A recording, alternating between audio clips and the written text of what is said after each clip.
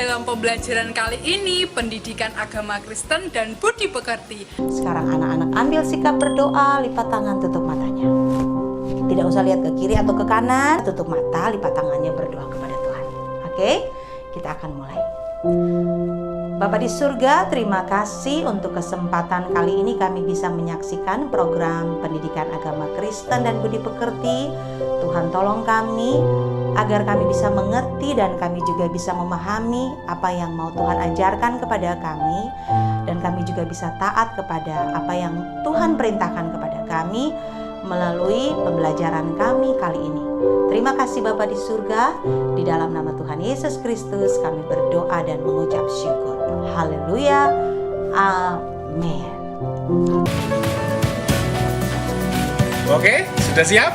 Mari kita saksikan tayangan berikut ini. Shalom anak-anak, hari ini kita belajar dari kitab Kejadian 2 ayat 7. Ini adalah ayat pendukung untuk pelajaran Allah hadir dalam kehidupan manusia. Nah, di ayat tadi, Kejadian 2 ayat 7 menggambarkan bahwa Allah itu menciptakan manusia menggunakan tangannya sendiri. Allah membentuk manusia dari debu tanah lalu menghembuskan nafas hidup ke hidung manusia sehingga manusia menjadi makhluk yang hidup. Bayangkan jika Allah tidak menghembuskan nafas hidup kepada manusia, tentu kita tidak seperti saat ini. Kita tidak bisa bernafas, tidak bisa menikmati alam yang indah, kita tidak bisa melihat orang-orang yang kita sayangi, tidak bisa bermain. Nafas hidup dari Allah membuat kita dapat hidup. Selain itu, dalam Kejadian 1 ayat 26-27 dikisahkan bahwa Allah membentuk manusia menurut rupa dan gambar Allah. Ini tidak berarti wajah manusia sama dengan wajah Allah, tetapi sifat-sifat yang ada pada Allah seperti kasih, baik, damai, dan adil terdapat juga pada manusia. Namun demikian, banyak manusia yang merusak sifat dan kebaikan Allah, yaitu ketika mereka jatuh dalam dosa. Nah, bisa kamu bayangkan betapa berharganya manusia sehingga Allah sendiri yang membentuknya dan memberinya kehidupan. Jadi, seperti apapun warna kulitmu, bentuk rambutmu, warna biji matamu, dan ukuran tubuhmu, semuanya adalah anugerah Allah karena Allah yang menciptakan kamu dengan penuh kasih sayang. Allah hadir bukan hanya ketika kamu diciptakan, tetapi juga di sepanjang kehidupanmu, baik ketika merasa sedih, senang, berhasil, atau gagal. Kita pernah merasa sedih dan takut, tapi ingat, Allah hadir dalam hidup kita ketika kita bersedih, maupun juga dalam keadaan kita bergembira. Nah, tahukah kamu bahwa kita itu sebenarnya mengalami kehadiran Allah dalam segala kehidupan kita? Kita mau belajar dari beberapa contoh peristiwa kehidupan kita di mana kita bisa merasakan kehadiran Allah, sekalipun kita tidak bisa melihat Allah secara langsung dengan mata kita. Nah, contohnya yang pertama, ketika lahir. Bayangkan saja, semula kita masih ada di dalam perut ibu. Sesudah 9 bulan di kandungan ibu, kita akhirnya lahir. Semua orang menyambut kehadiran kita dengan gembira. Berikutnya, ketika berulang tahun. Setiap kali berulang tahun, bertambahlah usia kita. Inilah bukti bahwa Allah memelihara dengan menambahkan 1 tahun usia kita. Kemudian ketika berhasil mendapat nilai yang bagus, sudah belajar dengan bersungguh-sungguh, tentu saja kita perlu berdoa supaya Allah memberikan kesehatan, kecerdasan, dan ketelitian sehingga kita dapat mengerjakan semua soal dengan baik. Berikutnya, ketika gagal, kita juga tetap merasakan kehadiran Allah. Misalnya, ketika mendapat nilai jelek, kita berdoa agar Allah mengingatkan kita untuk lebih giat lagi belajar dan supaya Allah juga memberi kita kecerdasan.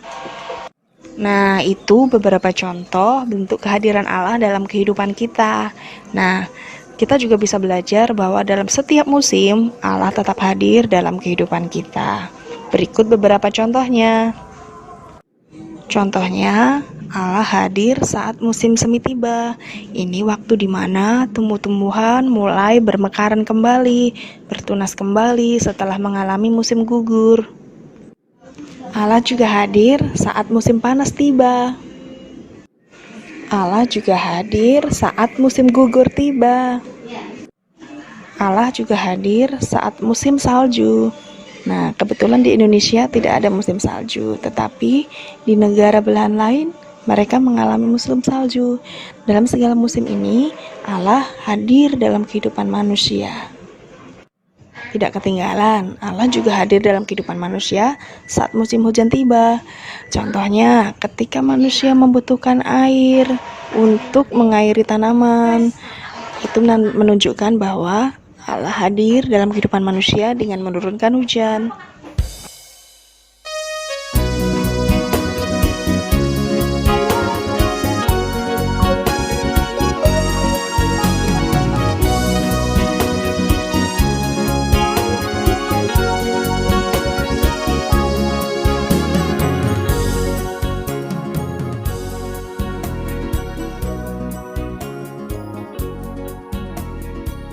Baik anak-anak, kita akan menutup pelajaran kita kali ini dengan berdoa.